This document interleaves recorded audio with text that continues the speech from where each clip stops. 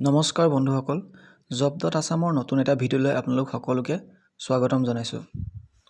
বন্ধুসকল, আমি এই ভিডিঅ'টোত আলোচনা কৰিম জেল ৱাৰ্ডাৰ, এক্সাইজ আৰু হাবিলদাৰ পোষ্টৰ কাৰণে আহিবলগীয়া PST আৰু PET এক্সামৰ কাৰণে আপোনালোকে কেনেকৈ প্ৰিপেৰেশ্যন হ'ব সেই বিষয়ে অলপ আলোচনা কৰিম।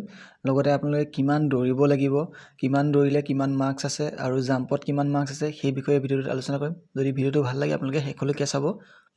বন্ধুসকল, আপোনালোকৰ মেলৰ কাৰণে 1600 মিটাৰ আৰু ফিমেলৰ কাৰণে 800 মিটাৰ ৰানিং আছে। আৰু ৰানিঙৰ কাৰণে আপোনালোকে এতিয়া বৰ্তমান ফৰেষ্ট ৱাৰ্ডৰ আপোনালোকে যি ৰানিং কৰি আছে, যি আপোনালোকৰ নিজৰ ডিষ্ট্ৰিক্টত যেনেকৈ 200 মিটাৰ ট্ৰেক হওক, 400 মিটাৰ ট্ৰেক হওক, তেনেকুৱাই হ'ব।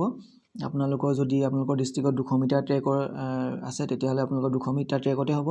আৰু যদি 400 মিটাৰ ট্ৰেকত ৰানিং হৈ আছে, ইণ্টাৰভিউ হৈ আছে, তেন্তে আপোনালোকৰ 400 মিটাৰ ট্ৰেকতে হ'ব। বন্ধুসকল, আমি প্ৰথমে আহিছোঁ হাইটলৈ। হাইটৰ কাৰণে আপোনালোকৰ মেলৰ কাৰণে লাগিব জেনেৰেল, OBC, MOBC আৰু SC কাৰণে লাগিব আপোনালোকৰ 162.5 চেণ্টিমিটাৰ আৰু ST প্লেইন আৰু ST হিলছৰ কাৰণে লাগিব 158 চেণ্টিমিটাৰ। লগতে ফিমেলৰ আপোনালোকৰ জেনেৰেল, OBC, MOBC আৰু SC কাৰণে লাগিব 144.5 চেণ্টিমিটাৰ আৰু ST প্লেইন আৰু ST হিলছৰ কাৰণে লাগিব আপোনালোকৰ 142 চেণ্টিমিটাৰ।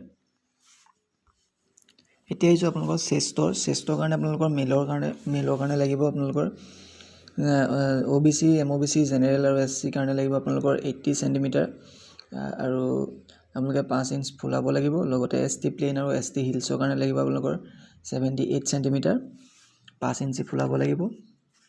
এতিয়া আহিছোঁ বন্ধুসকল ৰানিঙৰ বিষয়ে।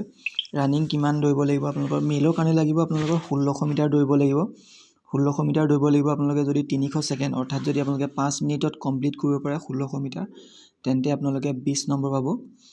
আৰু তেনেকৈ আপোনালোকৰ যদি আপোনালোকে 450 ছেকেণ্ড, অৰ্থাৎ যদি আপোনালোকে 7.5 মিনিট সময় লাগে, তেন্তে আপোনালোকে পাছ কৰিব। 7.5 মিনিট আপোনালোকৰ পাছ কৰিবলৈ টাইম দিছে 7.5 মিনিটলৈকে, কিন্তু আপোনালোকে 7.5 মিনিটত সোমালে আপোনালোকে 10 নম্বৰহে পাব। আৰু ফিমেলৰ কাৰণে আছে আপোনালোকৰ 800 মিটাৰ। 800 মিটাৰ যদি তেওঁলোকে 2 মিনিট 30 ছেকেণ্ডত 2 মিনিট 30 ছেকেণ্ডত কমপ্লিট কৰে, তেন্তে তেওঁলোকে 20 নম্বৰ এক্সিলেণ্ট নম্বৰ পাব। আৰু যদি তেওঁলোকে 4 মিনিটত তেওঁলোকৰ হৈছে পাছ কৰা টাইমটো দিছে 4 মিনিট। বন্ধুসকল, আহিছোঁ আমি এতিয়া জাম্পৰ বিষয়ে। মেলৰ কাৰণে আছে আপোনালোকৰ 16.5 ফুট মাৰিলে এক্সিলেণ্ট, লগতে আপোনালোকে 13 ফুট মাৰিলে পাছ কৰিব। আপোনালোকৰ 16.5 ফুট মাৰিলে এক্সিলেণ্ট, মাৰ্কছ 20 নম্বৰ পাব। আৰু ফিমেলৰ কাৰণে আছে আপোনালোকে 8 ফুট মাৰিলে আপোনালোকে পাছ কৰিব, 10 নম্বৰ পাব। আৰু আপোনালোকে 13 ফুট মাৰিলে এক্সিলেণ্ট, 20 নম্বৰ পাব।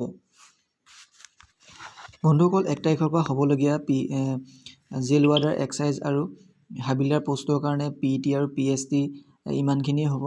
আৰু যদি আপোনালোকে জব ৰিলেটেড ভিডিঅ'সমূহ পাই থাকিব বিচাৰে, তেন্তে আমাৰ ইউটিউব চেনেলটো ছাবস্ক্ৰাইব কৰি ল'ব। ধন্যবাদ।